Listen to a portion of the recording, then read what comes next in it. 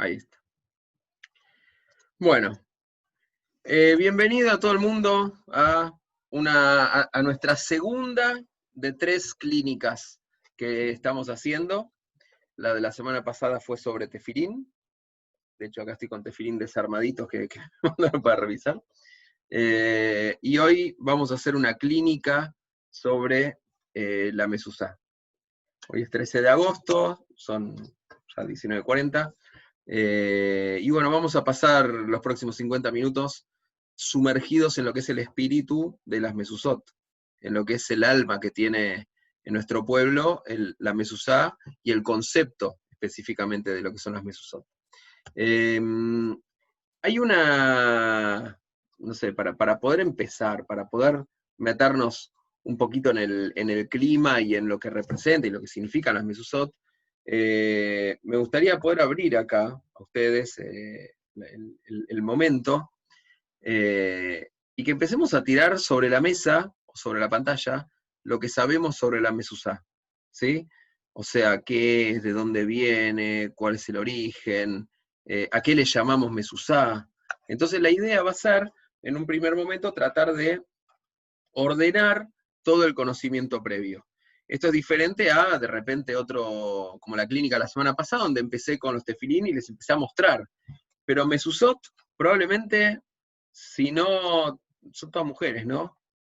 M francés no sé quién es, si para no mujer, pero, no, está el señor Galaxy J7. Claro. Vieron que hay un montón de gente que se llama Galaxy últimamente, o Samsung. Alberto. Alberto, ahí está. Bendito tú seas entre todas las mujeres. Bueno, la verdad es que mezuzot probablemente todos nosotros tenemos alguna mezuzá puesta en nuestra casa, o sea, sabemos de qué se trata. Entonces, es bueno a veces como organizar el contenido. En primer lugar, ¿a qué le llamamos mezuzá? ¿Sí? ¿Quién quiere abrir el...? Silvia está buscando en el libro, mira. Está.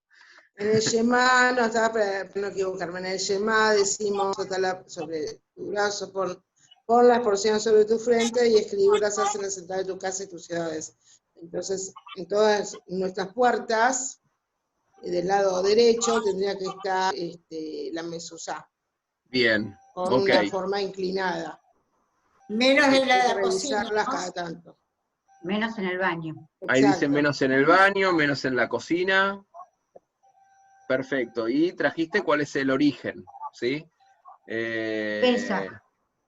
La plaga. ¿Quién dijo? Cita. Yo digo de la plaga de los primogénitos. De la plaga, los primogénitos, exactamente. Ahora lo vamos a... Y con sangre marcaban las puertas, los dinteles, las jambas. Dintel, jamba, puerta, marco. Ya dijimos, faltan algunas palabras. Pero ven cómo empiezan Ahí, a aparecer... Por todas las ciudades, decía. Claro, ¿no? pero vos decís en las ciudades, pero eso en Pesaj fue en las casas. Y en Pesaj fue con la sangre del animal. El cordero. Claro, acá no, acá, en todo caso, si se marca con sangre en la puerta acá, habría que llamar un Moel, no, lo llamamos a Gregorio Spivak, no un sofer. Bien. Otra cosa también hay que besarla cuando uno entra o sale del lugar. Darle, como prestarle importancia. O mirarla. Algunos dicen, porque algunos no lo hacen. Bien. ¿Qué más? ¿Y qué sería una...? Tu pregunta, para mí, cuando la dijiste, no el origen, sino lo que era la mezuzá, que tenemos Todo. una cajita, que es el byte, y adentro el clav, digamos, eso es físicamente. Bien. Donde está escrito el Shema en 2 partes. Bien. Bueno, ya saben todo. Gracias. Ya, cerramos. Estudiamos. Fue la clínica más corta de mi vida. No, solo quiero una pregunta que el otro día cuando te escuché desde Bolivia me quedó la duda. ¿Cómo desde Bolivia? No, de Asunción. En Paraguay, sí. No, se conectó a la charla que di en Paraguay. Mira. Qué bien que viajas, Mirta, ¿eh? Y sí, me invitaron y te imaginas que yo me subo enseguida. ¿Se puede borrar una? Eso no me quedó claro. Es lo ¿Se que no puede quedó borrar? claro. Bien, bien, bien. Ahora vamos a hablar de eso. ¿Se les ocurre algo más? Mira, yo heredé en esta casa, en este departamento, una mezuzá que encontré escondida. Y un amigo muratí me dijo que tenía que hacerla revisar, porque puede tener un error, o que debe ser revisada. Claro. Taller. Ah, se me ocurrió otra cosa ahora que dijiste eso, que cuando te mudás, si la casa después, dejas una casa que va a habitarla un judío, tenés que dejarle la mezuzá. Bien, Sí. bien. Yo estoy tomando nota de algunas cosas que ustedes están diciendo para no olvidarme. Bien. ¿Qué más? Yo te quería preguntar si Y necesariamente cuando tiene que estar vas a escrita a entrar mano. al cótel en Israel, Espera, hay una que está mezuzá. Sipora, está hablando España, no me acuerdo el nombre, perdón. Patricia, ya se cambió. Pero hace mucho calor, se ve que hace mucho calor. Terrible, terrible. Son casi la 1 de la mañana y 27 grados, insoportable. Oh. Que si necesariamente tiene, o sea, la validez es que esté escrita a mano. Sí o sí. Bien, bien, Es lo que te quería preguntar. bien. Vamos a hablar de eso también entonces. ¿Puedo Sipora, hablar? ¿qué querías decir? Sí, claro. Sí. Que cuando entras al cótel, según el lado de donde entras, hay una mezuzá hermosa también, bien grande, que es representativo. Sí. Muy bien, bueno.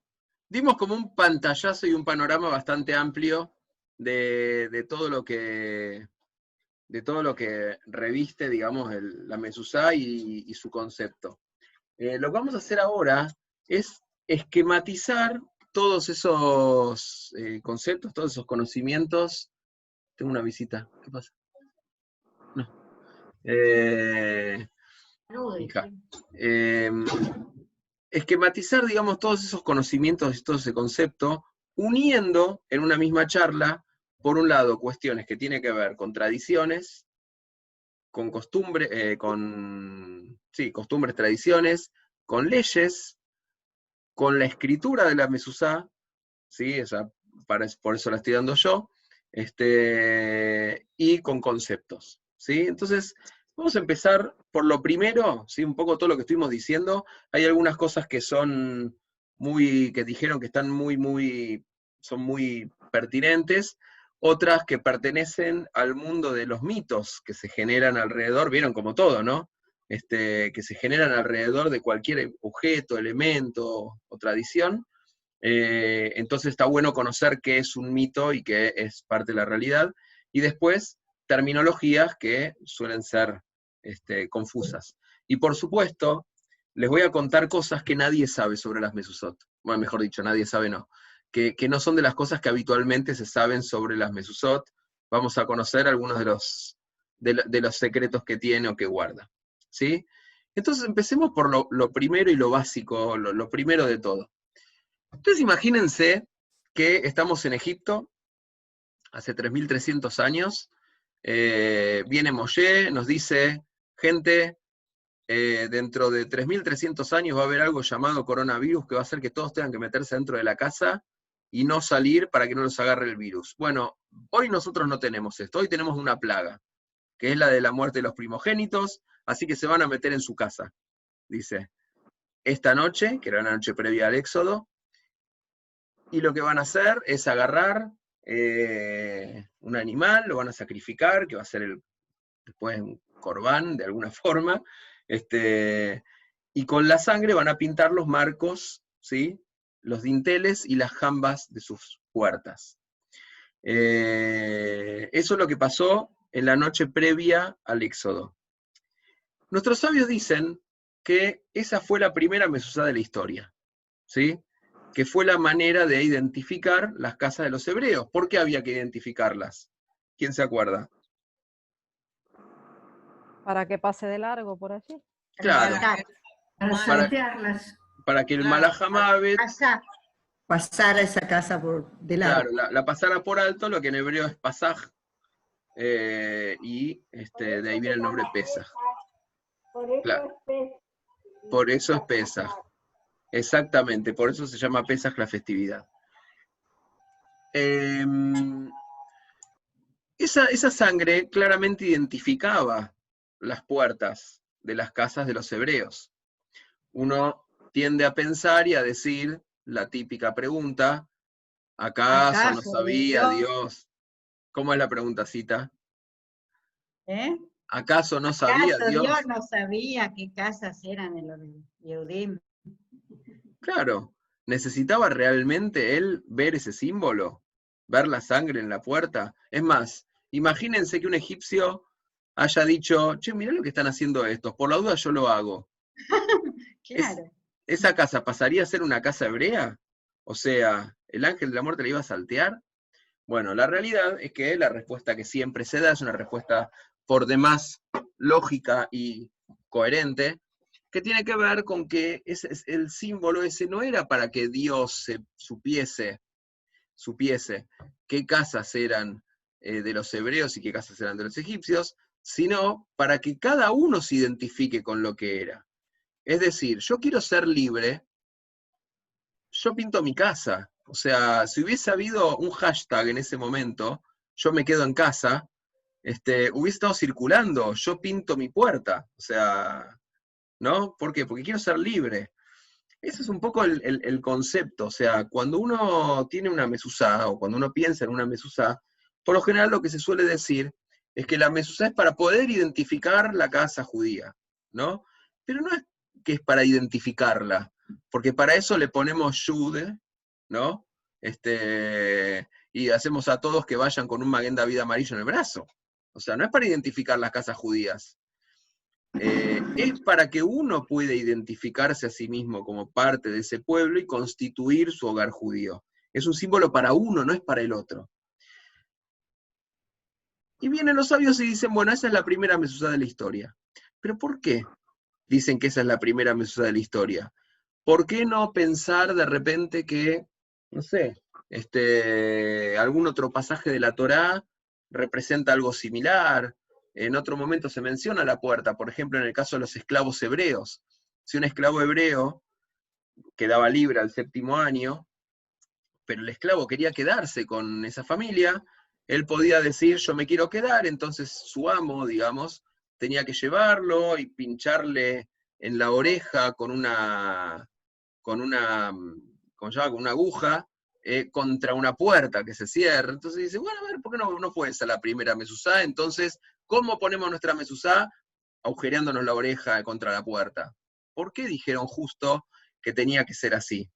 ¿Cómo relacionaron Egipto con la mezuzá?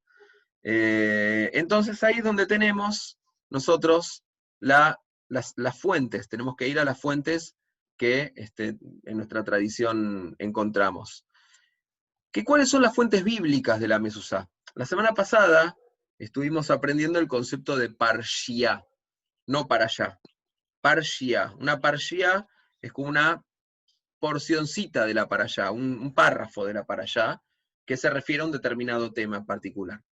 Los tefilín habíamos visto que tenían 4 parshiot. Esas 4 parshiot son los 4 lugares en la Torá en los cuales se hace mención a la observancia de los tefilín.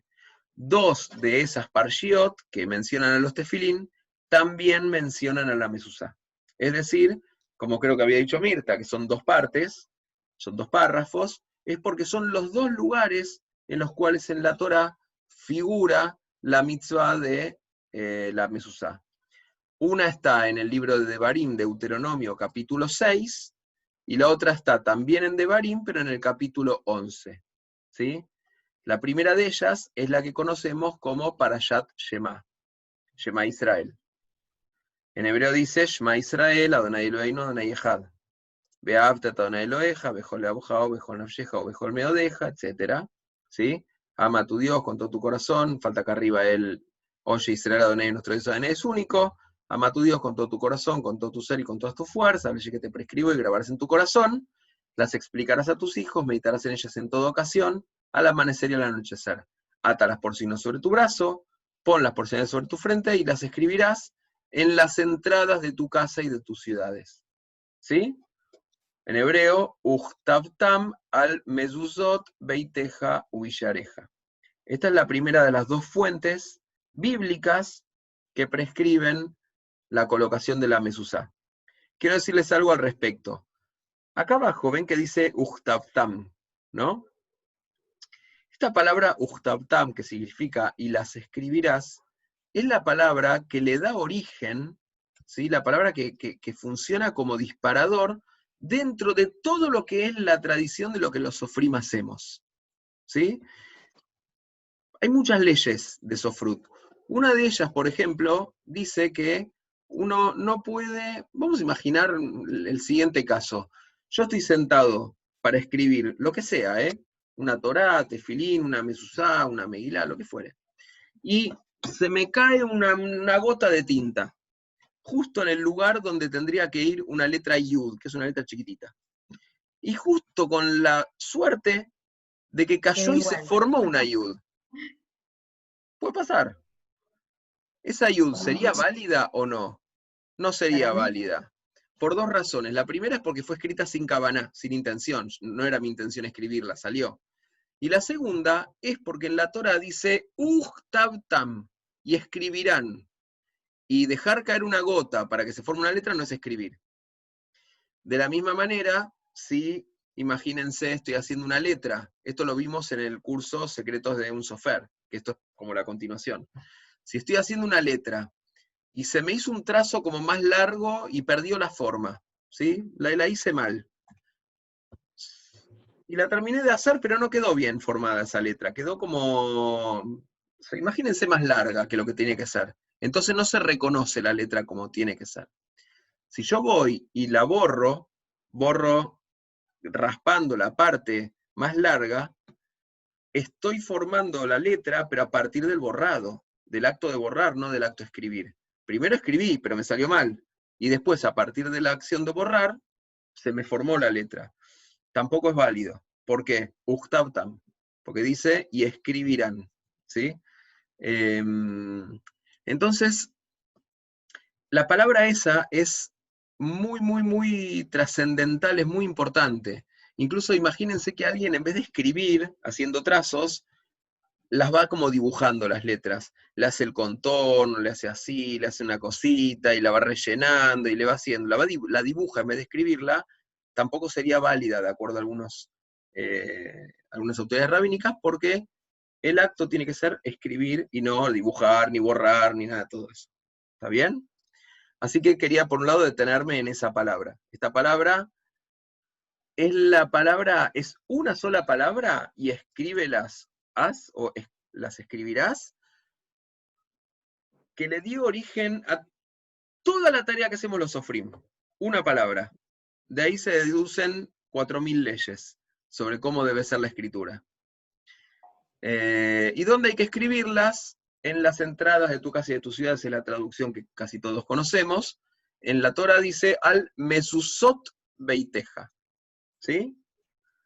Ubisheareja. En las de tu casa, y ubisheareja es y en tus puertas. Cuando dice puertas, se refiere a las puertas de la ciudad, ¿sí? Por ejemplo, la ciudad antigua de Jerusalén, vieron que tiene distintas entradas. En cada entrada arriba tiene una mezuzá.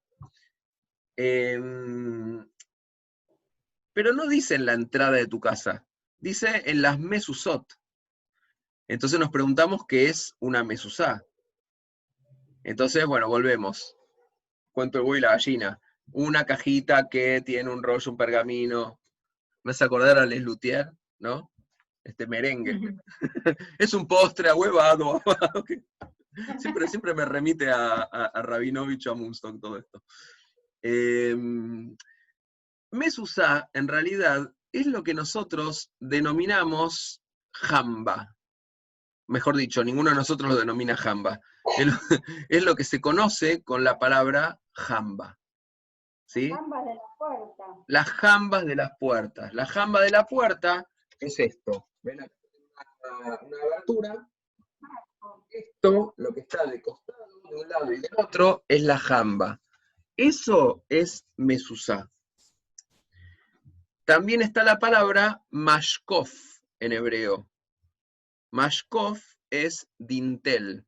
El dintel es la parte de arriba, ¿sí? Ahí Marta, que es arquitecta, no me va a dejar mentir. Y aparte creo que ya lo escucho esto alguna vez.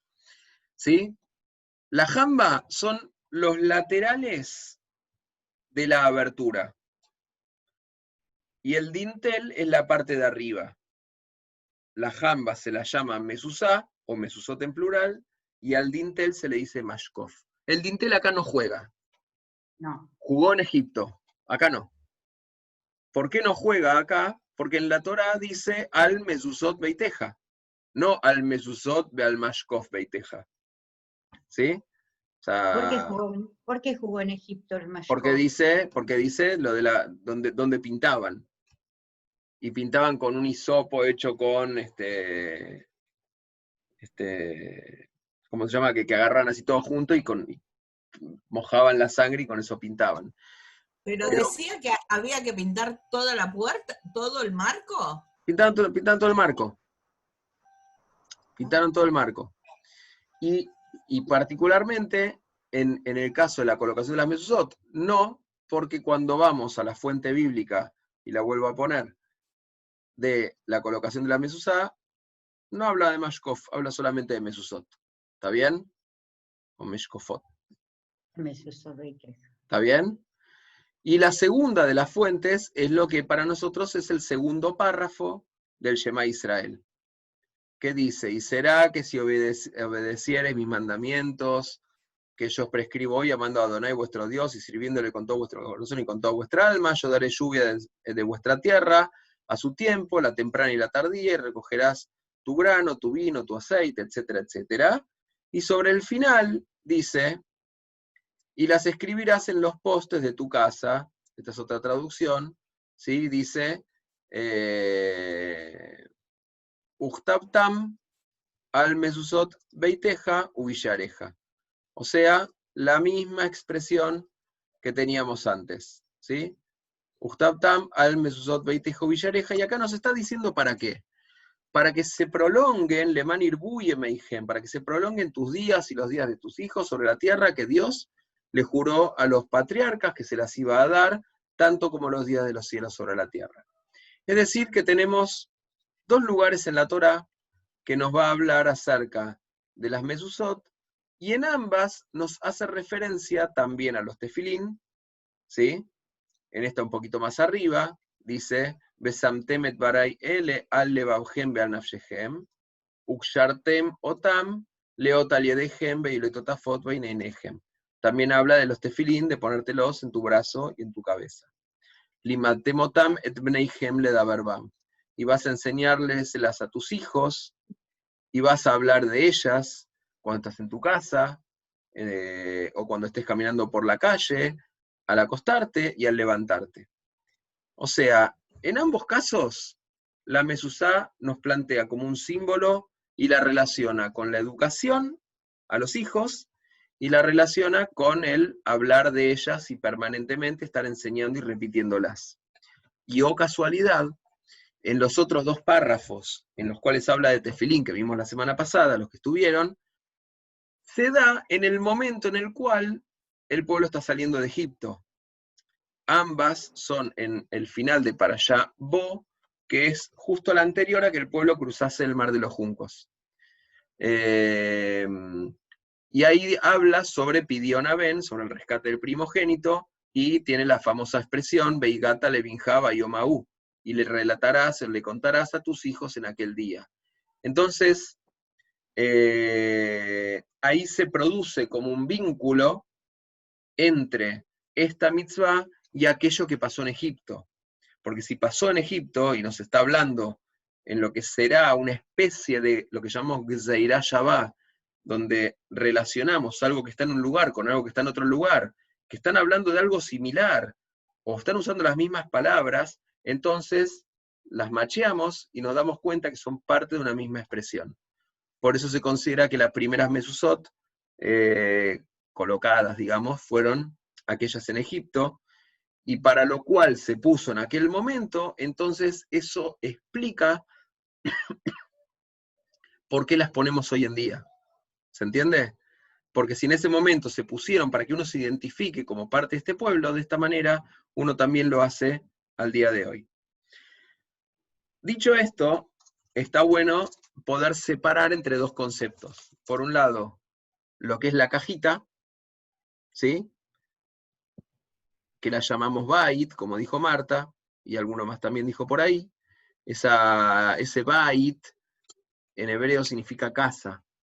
También en los tefilín, las cajas donde van los pergaminos, también se le dice bait, ¿sí? O sea, es la palabra utilizada comúnmente para poder hacer referencia a esto. ¿Y cómo se llama el lugar donde vive la gente que uno va a poner una mezuzá? Bait, también. Esto acuérdense porque es importante, ahora van a ver por qué. Por otro lado, tenemos esto. Esto es lo que denominamos en hebreo con el nombre mezuzá. Es decir, esto es el bait de una mezuzá y esta es la mezuzá, ¿sí? Por lo general la gente suele confundir y decir, me compré, mirá qué linda mezuzá, ¿no? Y hace referencia al bait. Entonces, yo siempre tengo que explicar cuando alguien necesita yo hago esto. O sea, yo esto se vende, digamos. Esto es cuestiones artísticas, digamos.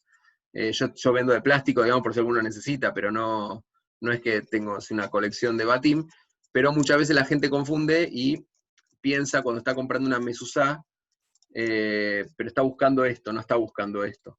Y en realidad, acá es donde viene uno de los conceptos centrales de esto. El bait puede ser de cualquier material.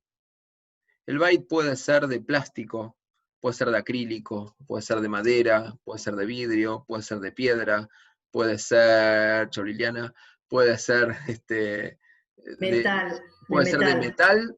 ¿Y saben qué? Un bait puede ser de oro puro con engarce en piedras preciosas, en rubíes y diamantes. Puede valer esto más que toda la casa, si se quisiera. De verdad, ¿eh? No le sugiero dejarlo en la puerta afuera, pero puede realmente... No lo pongas, ¿sí? No. Por lo menos en Argentina, en otro país no sé, pero acá ni se me ocurre. Ponelo... Si tenés un bait así, ponele una caja de seguridad. Es la mezuzá de mi caja de seguridad. Pero todos los batim, todos, adentro tienen lo mismo. Porque si es de plástico esto, no se hace de plástico el pergamino, y si esto fuera de oro, no se hace de oro esto. ¿Qué es esto? Esto es, se lo voy a mostrar, tengo acá para compartirles la pantalla. Esto básicamente es los dos párrafos que nosotros recién leímos. Acá tenemos el primero y acá tenemos el segundo. Ven dos diferentes porque uno es está escrito más en Sefaradí Ashkenazí, en realidad es la misma, pero con otra forma de visualización. Acá está con el pergamino y acá está con el fondo blanco, así lo pueden ver mejor. Fíjense que tiene el Shema Israel, acá arriba, los que saben hebreo lo van a poder reconocer bien, el primer renglón, y acá abajo tiene el segundo párrafo, ¿sí? Acá está la palabra, la mezuzot del primer párrafo, y acá abajo está la palabra mezuzot del segundo párrafo, ¿sí? Esto que están viendo, y que es lo que yo tengo acá en la mano, que lo tengo con un protector de plástico, porque como estoy hablando, ¿sí? Por las dudas para no arruinarlo, esto es la mezuzá, también se la conoce con el nombre de klaf. ¿Por qué? Porque klaf significa pergamino. Y esto está escrito en un pergamino igual que con el pergamino que se escribe la Torá. Se utiliza la misma tinta de origen vegetal con la que se escribe la Torá, se utiliza la misma pluma, la misma caña, el mismo culmús con el que se escribe la Torá, que lo fuimos viendo en otros elementos, en otras veces, y se copian de un tikún igual que como cuando se escribe la Torá. De hecho, en la Torá hay 2 letras que ahora vamos a hablar, que se escriben más grandes, en la mezuzá se escriben más grandes. Cuando en una Torá uno va a escribir, tiene que decir que está escribiendo por la sacralidad que tiene el Sefer Torá, y que el nombre de Dios tiene sacralidad en sí mismo. Cuando voy a escribir una mezuzá, digo que voy a escribir por la sacralidad que tiene la mezuzá, y el nombre de Dios tiene la propia sacralidad en sí mismo. Ahí un segundo, cítale. Por lo cual, cuando uno pone esto en la puerta de su casa, está poniendo un pedacito de la Torá en su casa. Concreta y realmente es un extracto de la Torá escrito de la misma manera con los mismos materiales. Un pedacito de la Torá está en la puerta de su casa. Se enrolla igual que como se enrolla una Torá, o sea, es una mini Torá. Lo que pasa es que tiene solamente esos 2 párrafos que yo les mostré acá recién, ahora lo vamos a ver más grande, tiene esos 2 párrafos, porque cuando nuestros sabios dicen, bueno, a ver, ok, nos está prescribiendo la Torá escribir todo esto en la entrada de nuestra casa. ¿Qué tenemos que hacer? ¿Poner toda una Torá entera? ¿Tenemos que, no sé, escribirla toda en el marco? ¿Tenemos que comprar una Torá y pegarla con cinta de embalar en el marco? No, bueno, ¿sabes qué? Lo que podemos hacer de mínima o de Una base síntesis. es en los 2 lugares, claro, que figura la mitzvah de la mezuzá, esas 2 partes, escribirlas como si fuera una Torá, y la ponemos en ese marco. Para cerrar esta partecita, y antes de dar la cita que hable, eso de que lo de afuera puede ser de cualquier material y adentro todas tienen lo mismo, nos habla mucho del concepto de la mezuzá. Porque uno puede tener una casa, su casa, más grande, más chica, más lujosa, con un jacuzzi o con las paredes que se están descascarando y viniendo abajo. Pero eso no hace al hogar. Eso es el lugar físico. El hogar es lo que sucede adentro de esa casa. Es la familia, son las personas. Bueno, es lo mismo que pasa con la mezuzá. Si uno tiene un bait ostentoso o tiene un bait de plástico, da exactamente lo mismo, porque acá lo que está importando es esto. Es más, la mezuzá más hermosa que alguna vez yo pude haber visto fue una mezuzá que hicieron 2 chicos, 2 hermanos, en una comunidad que yo estaba en otro momento de mi vida, que querían poner su mezuzá, que no tenían, vivían en un lugar muy, muy, muy humilde, realmente tenían serios problemas económicos. Yo les hice el pergamino, se los regalé, y la mezuzá le hicieron estos 2 hermanitos, uno tenía 13 años y el otro tenía 9, me parece, con unas maderas que tenían ahí, la armaron, qué sé yo, hicieron su mezuzá. Por lo cual, está claro que el bait no es la esencia. Obviamente uno tiene que poner algo que le guste, tiene que ser lindo, ni que hablar. Pero podría ser de cartón, ¿sí? Eso nos da la pauta de la diferencia entre una casa y un hogar. Lo que uno constituye cuando está dentro, que es lo que representa este pergamino. Es el alma, el espíritu, son las personas. Cita.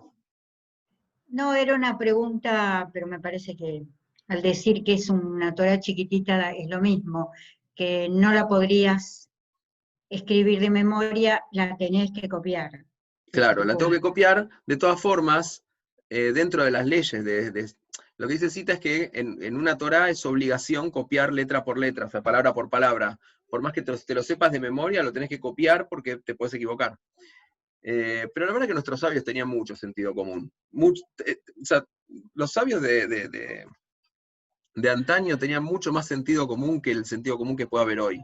Ellos decían que si hay algún párrafo que vos te lo sepas tan de memoria, que si lo tenés que estar copiando te va a hacer confundir. Ah, mira. Podés copiarlo de memoria, pero tenés que ser Baqui al Haserot y Heterot. O sea, tenés que ser sumamente ducho y aplicado en Haseirot y Heterot. ¿Qué significa esto? Miren esto. Cita, me diste el pie exactamente en el momento adecuado.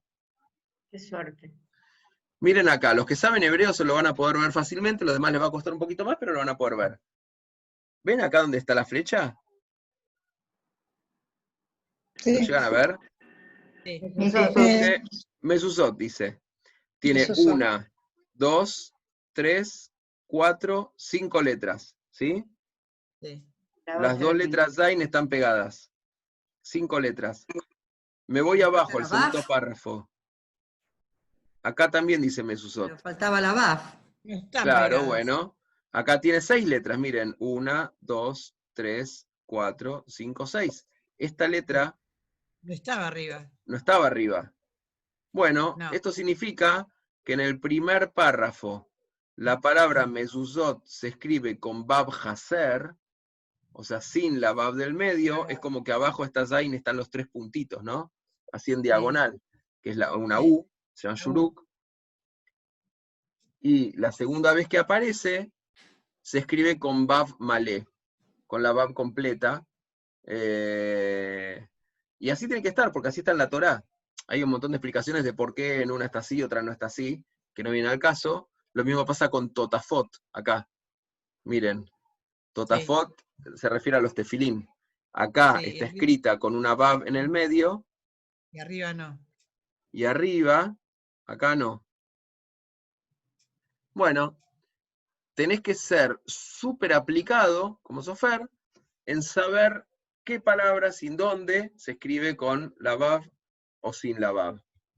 No sé, por ejemplo, la palabra Jacob, nuestro patriarca, en toda la Torá se escribe sin la bab. Yud, Ain, Kuf, Bet. Un solo lugar está la bab. ¿En dónde? Cuando dice, bueno, ya ahora no me acuerdo. No me acuerdo de esa. Después te lo busco bien. Pero en un solo lugar está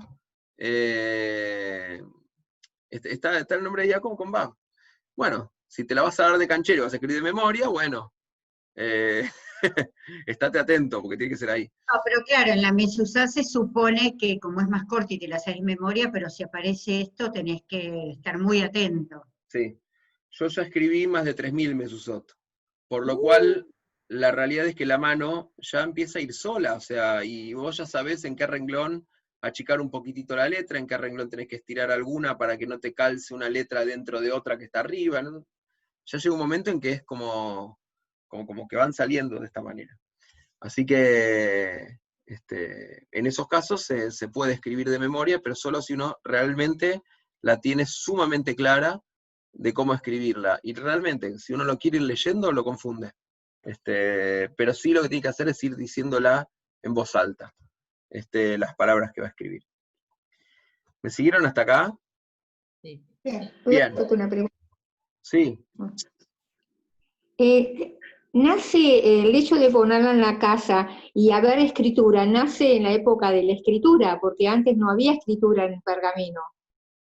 Lo que pasa es que la escritura en pergamino, primero no la inventó el pueblo judío, pero la tradición rabínica lo ubica desde Moshe, como que Moshe ya recibió la Torá y la transcribió en No había pergamino. escritura.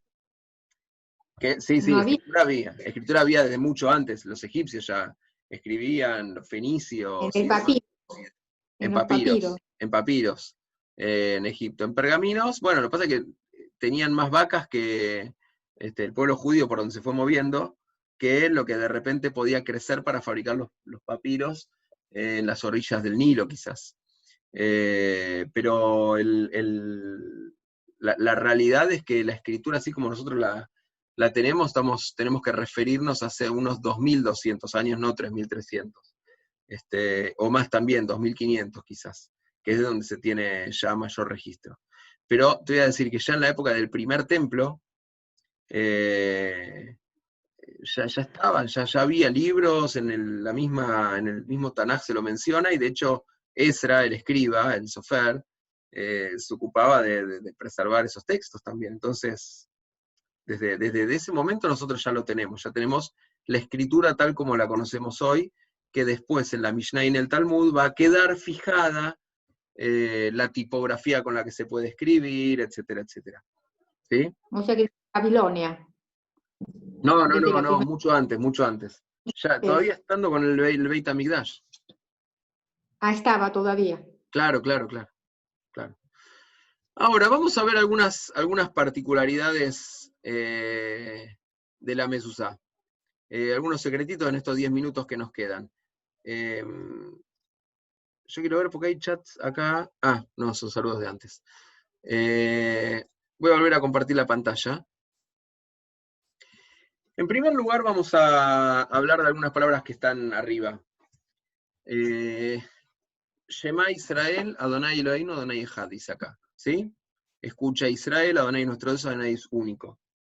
Como ustedes ven, acá hay dos letras que están más grandes. Una es esta, la otra es esta. ¿Sí? Son dos letras que están más grandes dentro de esas palabras. Esto no es que el software venía escribiendo en Times New Roman 10 y de repente se le saltó sin darse cuenta a Times New Roman 14, ¿no? En el Word interno, sino que tienen una razón de ser. En la Torah también están escritas así. Esa Ain, si ustedes la miran bien, bueno, esta está hecha muy cuadradita, pero la realidad es que la Ain, más del estilo Ashkenazí, esta parte es como que es más curva, y se podría confundir si hubiese un tracito para abajo con una letra Aleph, ¿sí? Una Aleph fea, pero una Aleph al fin. Son dos letras diferentes. La palabra Shema significa escuchar, oye. Israel, Adonai es nuestro Dios, Adonai es uno. ¿Sí? Si esta letra Ain la confundiésemos con una letra Aleph, no estaríamos leyendo Shema, estaríamos leyendo Shema. Suena parecido, pero no es la misma palabra. Shema significa quizás. ¿Sí? En vez de escucha, estaríamos diciendo quizás. Y esta letra Dalet, que está al final, es una letra que, si no tuviese esta parte que continúa por detrás y fuera más curva, sería una letra Reish. Esa letra Reish transformaría la palabra Ejad, que es uno, en Ajer. Ajer. Otro.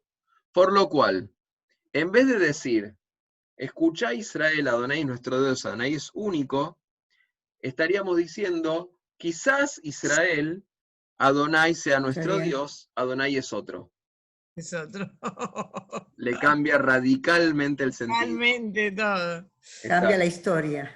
Totalmente. Sí. Entonces, ¿qué pasa? Los sabios dijeron así, esta Ain hagámosla más grande.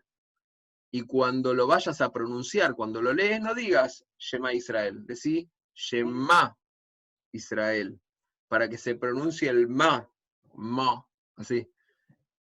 Porque si lo decís rápido, Shema Israel, no sabes si está diciendo Shema o Shema. Entonces, Shema Israel, Adonai Eloheinu, Adonai Echad. Y cuando hacemos tefilá, de hecho, en un servicio religioso, es costumbre, al decir el Shema Israel, hola Tommy, decir Echad y extender la letra Dalet. Extender la Dalet, Echad, ¿sí? ¿Para qué? Para que se diferencie de otro lugar en la Torá, también en Devarim, que la Torá dice, Lotish tajabe leel ajer. No te prosternarás frente a otro Dios, ajer. Entonces, cuando la leemos en la Torá, primero cuando la escribimos, esa letra Reish se hace más grande. Es la contrapartida de la Dalet grande del Shema Israel. Y cuando la leemos, solemos decir, Lotish tajabe el ajer, o ajer, no sé, depende de la pronunciación gutural, ¿sí? Para que quede claro que está diciendo ajer, otro, y no ejad. Cosa que no vayas a decir, no te vayas a prosternar ante el Dios único, ¿no? Como Hasu Shalom. ¿Bien? Por otro lado, les quiero contar que los Sifrei Torah, no voy a sacar esto y después se lo muestro de nuevo, los Sifrei Torah tienen digamos, una cantidad de letras más grandes, otras letras que se hacen más chicas, otras letras que se hacen, una letra que se hace cortada, varias letras que se les hace un puntito arriba, dos letras que se hacen al revés, ¿sí? Que están distribuidas a lo largo de toda la Torá. Alguna vez aparece Jacob con una Vav, por ejemplo, como les dije, y como eso, tiene bastantes decenas de particularidades. Eso tiene algunas explicaciones. El Midrash, que es la interpretación alegórica de la Torá, va a tratar de darle un sentido a todo eso, enseñar algo alrededor de eso. Lo concreto es que se piensa que todas esas cosas son como una especie de clave o como de marca de autenticidad, como una marca al agua. En la época del Beit HaMikdash, del primero, ya había, lo dice el Tanaj, esto lo vimos en el curso de Secreto del Sofer, que había distintas versiones de la Torá y de los otros libros circulando por ahí. O sea, porque imagínense que no había nadie que controlase que todo esté bien escrito, y algunos incluso podrían llegar a introducir algún cambio en el texto de la Torá, lo hicieron por alguna cuestión política, o porque los textos se utilizaban para estudiar. Entonces, yo agarré en mi manuscrito, estudiando un libro, me anoté alguna cosa ahí como referencia, ¿vieron? Cuando uno se anota alguna aclaración para uno, el que lo agarró después para transcribirlo, la incluyó dentro del texto. Entonces, como había tantas versiones dando vuelta, hay quienes dicen que esos puntos, esas letras cortadas y demás, vinieron a marcar como una especie de marcas de autenticidad. Que si vos querés saber si este es un texto escrito, lefía mesorá, de acuerdo a la tradición masorética, bueno, tiene que tener bien las cosas, tiene que estar escrita de esta manera, tiene que tener los párrafos de tal otra forma, tiene que tener un puntito acá, tiene que tener una letra más grande acá, una letra más chica acá, etcétera, etcétera. Después hay muchas costumbres diferentes. Sefaradí y Ashkenazim por lo general las compartimos, pero el Nusach Teimaní, por ejemplo, de la Torá, tiene otras letras que se escriben más grandes. Hay letras que de repente en Italia, en la Edad Media, se hacían de una forma diferente a la cual se hace hoy, pero bueno, algunos piensan que también esas letras más grandes y más chicas eran como si fueran sellos de autenticidad. Y por otro lado hay un Midrash muy lindo que dice que si uno une esta letra Ain con esta letra Dalet, se forma la palabra Ed, que significa testigo, como siendo que desde antaño, cuando nuestro pueblo estaba en Egipto y colocó o generó la primera mezuzá de la historia, bueno, nosotros hoy, 3.300 años después, estamos siendo, como de alguna manera, testigos de todo ese paso del tiempo, porque también lo venimos haciendo en nuestros hogares. ¿Sí? ¿Estamos hasta acá? ¿Tienen tiempo, 5 minutos, para que les cuente algo que me parece que es lo más hermoso de la mezuzá? Claro. Bueno, a ver, preguntas primero. Preguntas. Esperen, primero, antes que nada, antes de contar eso, porque con eso entonces voy a cerrar. Hablaron de la mudanza. Cuando uno se muda, y el que viene es una familia judía, es costumbre dejar la mezuzá como una continuidad, o sea, el que va a venir es judío, por lo cual es costumbre dejar la mezuzá ahí colocada. No hace falta que sea la misma mezuzá. O sea, no es que vos decís, esta me la traje de Israel y el Claf me la escribió, no sé, Sebastiani, me representa algo muy emotivo, se la tengo que dejar. No, vos podés agarrar, comprás otra, con un byte de plástico y la pones ahí, te vas y te llevas la tuya. O sea, la cosa es dejarle la mezuzá a la familia que sigue. Ah, eso está bueno saberlo, no sabía eso. Claro. No es que tiene que ser esa misma. Sí, antes de colocarla hay que decir la braja de nuevo, obviamente. Por otro ¿Por qué lado, se coloca inclinada? Por otro lado, la colocación. La mezuzá, o sea, hubo muchas costumbres a lo largo de la historia. Hay una anécdota, o la fábula cuenta, que no se ponían de acuerdo los sabios si ponerla así o colocarla así, entonces la ponemos inclinada. Otros dicen que va inclinada hacia adentro, en el caso de los Ashkenazim, porque los sefaredim la ponen vertical, ¿sí? Pero inclinada con la cabeza hacia adentro, cosa de que hacia el interior es como que la braja te transporta, digamos, como que te lleva, que la braja vaya hacia adentro.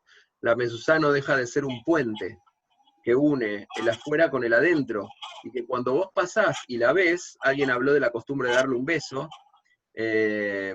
la costumbre de darle un beso tiene que ver con que no te pase desapercibida, que cuando vos vas a entrar a tu casa, sepas que estás entrando al lugar más sagrado del mundo, porque el Beit HaMikdash destruido se reconstruyó en el hogar judío de cada uno a lo largo de la historia, ¿sí? En lo que se llama el Mikdash Meat, el pequeño Beit HaMikdash. Entonces, vas a entrar al lugar sagrado. Por eso hay que conformar un hogar judío, un hogar que tenga un hogar de mitzvot, un hogar de símbolos, un hogar de cocina kasher y de Shabbat y de Hagim. Porque es una reminiscencia del Beit HaMikdash. Entonces, cuando vas a entrar, mirá la mezuzá y sabé que estás entrando ahí. Y tu problema es dejarlos afuera.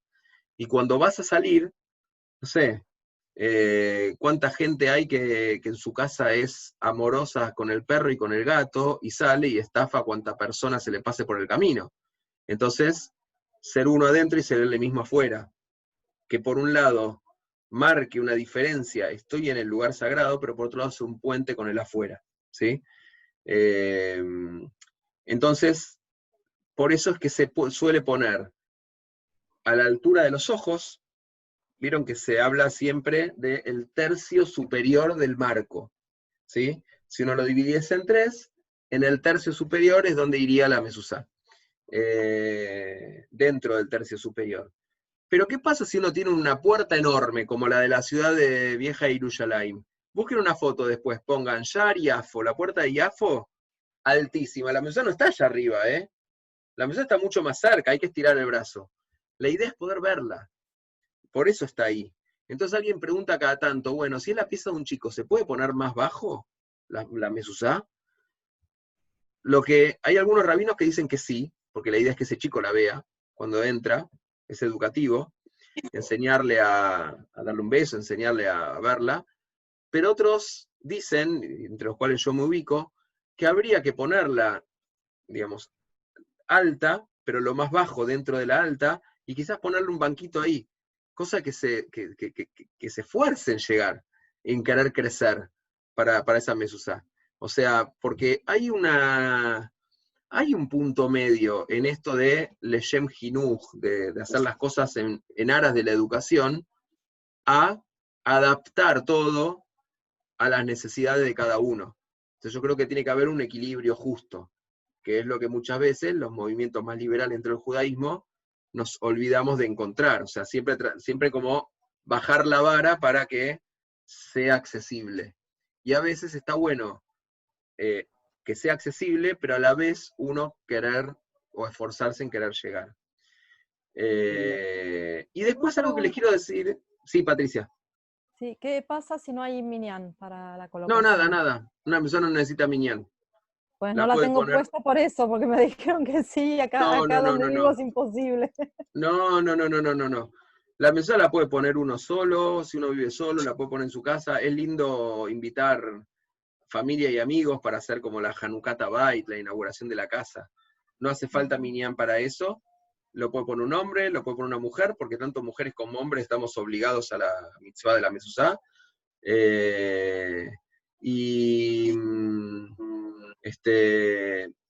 Y algo que les quería decir era que... Y saber la braja, claro, cómo se dice, cómo se pone. Y después algo interesante, va del lado derecho. ¿Por qué del lado derecho? Porque el lado derecho es el lado donde uno, o sea, está pensado el mundo para diestros, o sea, no está pensado que alguien puede ser zurdo y maneja su mano izquierda. Entonces, se suele poner del lado derecho. Ahora, ¿dónde va exactamente la mezuzá? Entonces acá conviene, y la arquitecta me va a poder ayudar en caso de que se me haga una laguna, pero conviene diferenciar entre el concepto de una abertura a lo que sería la carpintería de esa abertura. ¿Estoy bien? O sea, imagínense una obra en construcción, ¿no? Donde va a ir la puerta, el albañil dejó un vano, eso se llama vano. El vano, exactamente. El vano. La cosa de vano siempre me suena baño, entonces no. Para mí vano es la puerta del baño. El vano, o sea, claro, Pupe, ¿cómo no vas a saber de esto? una familia de colocación de Soy vidrios. arquitecta también. Claro, eso no sabía, ¿ves? Pero sí, los vidrios, digamos, lo deja el albañil, digamos, de una forma recta, ¿sí? Pero de material, ¿sí? Después ahí va a ir colocada los marcos, por ejemplo, de la puerta o lo que vaya de la abertura. La mezuzá va debajo, lo de arriba también se llama vano. No, vano es todo el espacio. Ah, ok. Es Todo Todo el orificio. Bien. Todo el La espacio. abertura, la abertura. Exacto. La mezuzá va Lo de debajo arriba del... es el dintel. Lo de arriba en horizontal sería el dintel. La mezuzá va dentro del vano. O sea, imagínense que lo miran de costado, ¿no? Tiene la abertura así, se produce como un espacio, un hueco, la mezuzá tiene que ir debajo de ese espacio, ¿sí? Por lo cual, ¿qué pasa si yo tengo mi puerta, ¿sí? Esto ya da para todo un curso de alajot, de mezuzá, que no vamos a llegar, esto es la clínica de la mezuzá en sí misma. Pero si uno tiene una puerta, imagínense una puerta, pero que tengo, digamos, la hoja y el marco la tengo bien pegada a la parte de afuera. Que el espacio donde yo podría poner la mezuzá está del lado de adentro. O sea, ¿se entiende lo que digo? No me, digamos, tendría que haber buscado algún dibujo de esto. En el espesor que tiene el muro, el vano, la puerta está sobre el borde externo. Ajá. No da espacio para poner la... Claro, la gente piensa que en ese caso vos la tenés que poner en la pared de costado. Afuera, en la pared de costado. Claro. No, la pones del lado de adentro. Porque tiene que ir debajo del vano, ¿sí? En el espesor del muro. Ahora, si eso te queda atrás de la puerta y jamás en la vida... ¿Por qué es esto? Porque la mitzvah es poner la mezuzá. No ver la mezuzá cada vez que paso. La mitzvah es likboa mezuzá, fijarla. Una vez que yo la fijé, puedo agarrar en mi checklist de mitzvot, decir, listo, yo ya la cumplí. Ahora, no la voy a ver nunca esa mezuzá. En la historia la voy a ver porque solamente cuando estoy del lado de adentro y con la puerta cerrada. Pero cuando abra la puerta, jamás la voy a ver. Salvo que la puerta abra para el otro lado. Si abre para el otro lado, la puedo poner ahí. Si abre para el lado derecho, se podría poner del lado izquierdo también. ¿Sí? ¿Por qué? Porque la idea es verla. Y también va, ahí va, Golde, un segundo, y también se pone en cualquier abertura de la casa que dé a un espacio habitable. Y por habitable los rabinos consideran un espacio que uno suele habitar. El baño no es un lugar habitable, y no es un lugar digno, digamos, de una mezuzá en ese sentido. La cocina no es un lugar habitable, salvo que sea la entrada, por ejemplo, un comedor diario. ¿Sí? Ahora, un living es habitable, una habitación es habitable, la entrada a la casa es un espacio habitable, un living room donde, no sé, un espacio como hay ahora que se pone para la familia, un lugar, digamos, arriba, un playroom o una oficina. Todos esos son espacios donde uno pasa muchas horas. Bueno, hay algunos que también en el baño pasan muchas horas, pero se refiere a espacios que uno los vive de esta manera. Perdón, tengo hijos adolescentes. Entonces, la mezuzá iría en todos esos lugares. Incluso cuando uno tiene en su casa, imagínense, para pasar del living al living comedor, imagínense que hay como una especie de surat a petach, forma de abertura, de marco. Aunque no tenga puerta, ahí también va una mezuzá, ¿sí?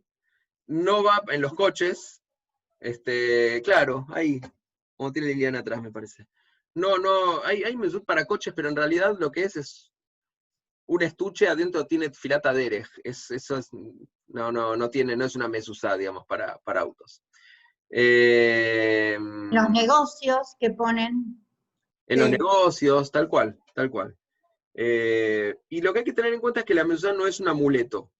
No es que vos decís, bueno, tengo la mezuzá, listo, no me va a pasar nada, estoy protegido, no es una alarma. No reemplaza el seguro del hogar.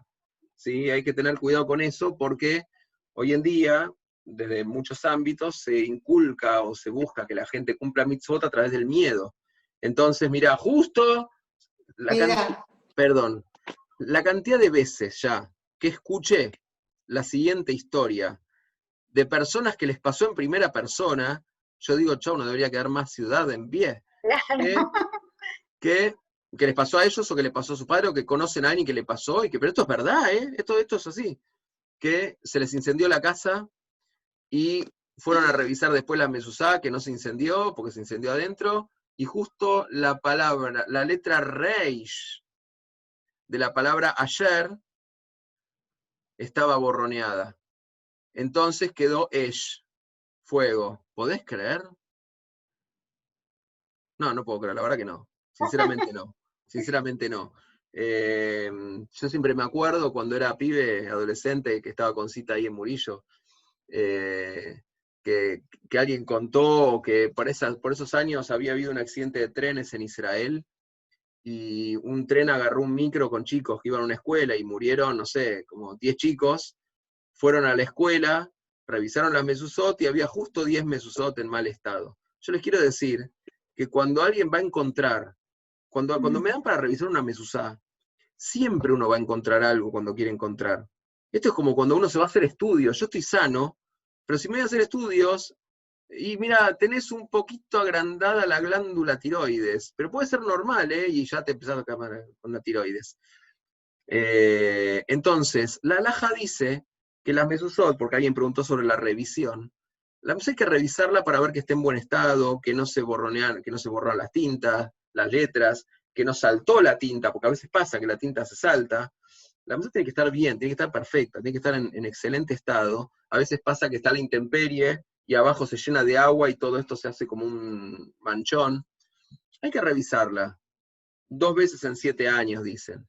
Cada 3 años y medio, algunos dicen que la primera vez es cuando la pusiste y la segunda es a los 7 años. No importa, hay que revisarla. Ahora, los sabios dicen que vos tenés que ser medakdek, no, perdón, que tenés que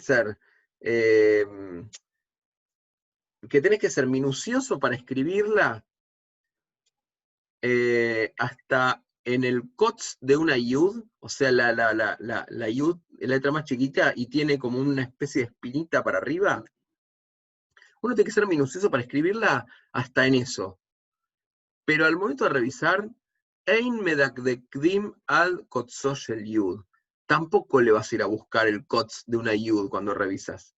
Entonces la realidad es que les va a pasar muchas veces que cuando van a darle una mezuzá a alguien para que la revise, lo primero que les va a preguntar es dónde la compraste.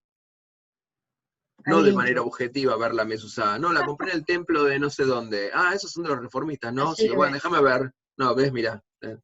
Entonces, eso es algo que realmente pasa. Por eso hay que tener cuidado, o sea, y siempre. O sea, lleven el auto al mecánico, algo le va a encontrar siempre.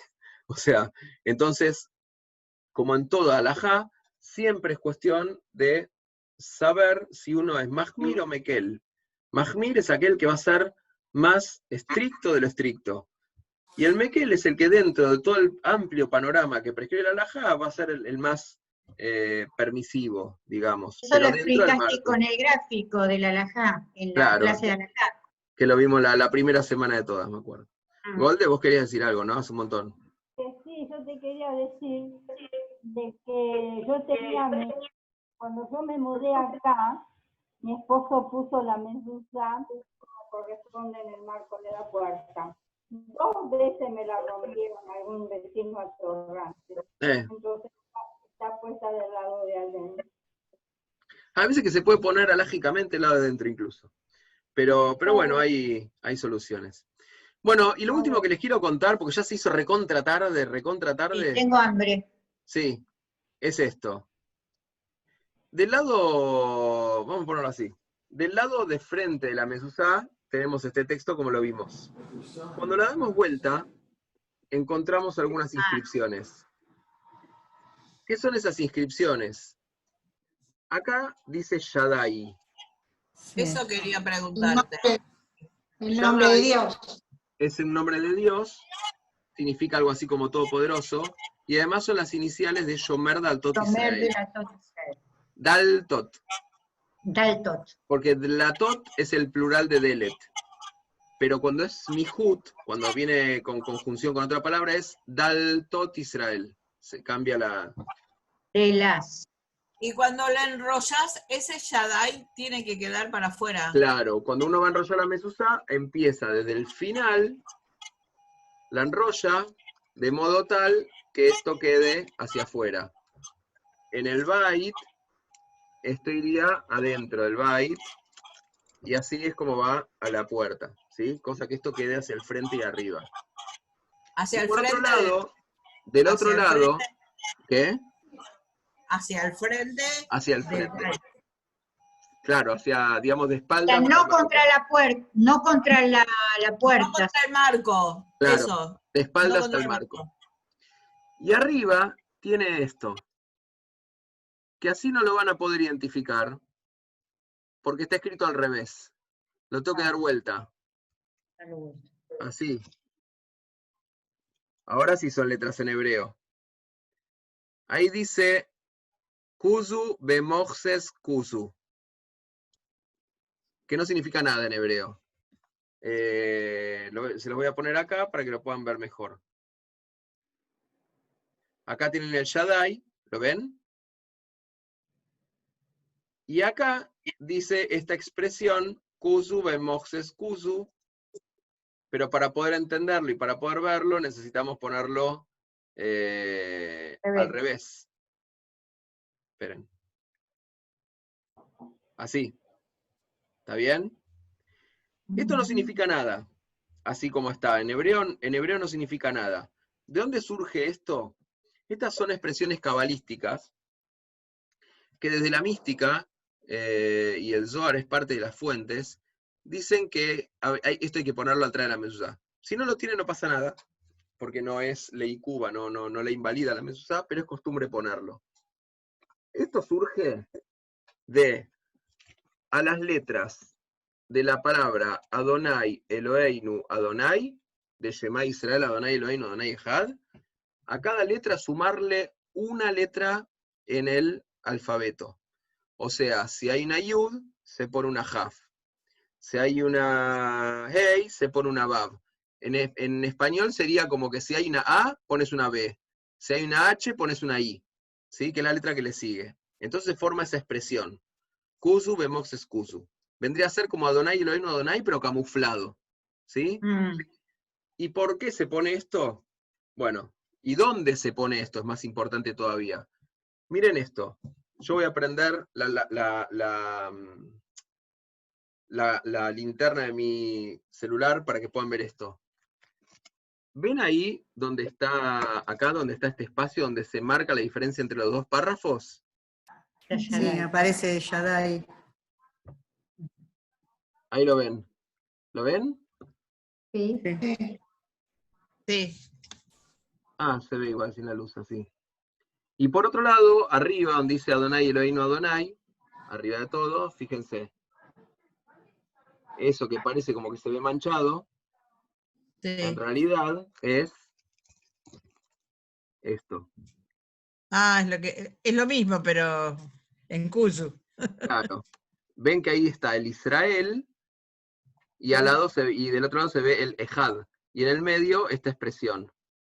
Es decir, que donde está Adonai, del otro lado está el Kuzu al revés. Donde está Eloheinu, del otro lado está el Bemoxes al revés, y acá el Adonai lo mismo. Y en el lugar, acá donde está en blanco, aparece Shaddai, aparece Dios. ¿Sí? Que no lo vemos cuando lo vemos así, lo vemos al otro lado. ¿Qué significa todo esto? Que hay veces que uno siente que está solo, o se siente solo, o que Dios no está, o que la vida es demasiado grande para uno solo, y se le provoca como un vacío, porque fíjense que es la única parte que está en blanco de la mezuzá. Se le provoca a uno como un vacío en la vida, y dice, estoy solo, Dios no está. En realidad sí está. Lo que pasa es que tenés que tratar de encontrarlo. Está ahí y está completando ese lugar. No está solo. Qué bueno. Y Dios está, ¿en dónde? está en los lugares donde explícitamente está. Acá dice Adonai, Eloheinu, Adonai, Ejad. Acá está explícito. Pero también a Dios lo podemos encontrar en cualquier lugar, porque puede estar acá o puede estar acá, de cualquier manera, porque puede estar al derecho o puede estar al revés, y hasta puede estar camuflado. No necesariamente tan explícito. Puede estar en la sonrisa de un niño, puede estar en un abrazo, puede estar en cualquier forma posible, por lo cual es como una teología enorme e inmensa que nos trae estas 4 palabritas que están del otro lado. Quería cerrar un poquito con esto. Muy lindo. Gente, perdonen por... Gracias. Perdonen por la... Ah, valió la pena, valió la pena. Espero que la hayan disfrutado. Mucho. Bueno, si hay dudas, por supuesto, me puedo quedar, me preguntan. El resto, digamos, ya si se le hizo tarde, puede salir, nadie se va a sentir ofendido por esto. Y si no, igualmente, la semana que viene tenemos clínica, pero de una Torá, y es la última. Con esto me despido de mis cursos de los días jueves. Vienen otras cosas. Traemos algo de comer para festejar. No, unos lo que queda pendiente es juntarnos a escribir cuando pase todo esto. ¿Está bien? Así que bueno, ya llegará el momento. Lo publicaremos también en Limodul Elamed. Gente. Gracias. Chao, Shabbat Shalom. Shabbat Shalom. Shabbat Shalom. Shalom. Shalom. ¿Quién cierra?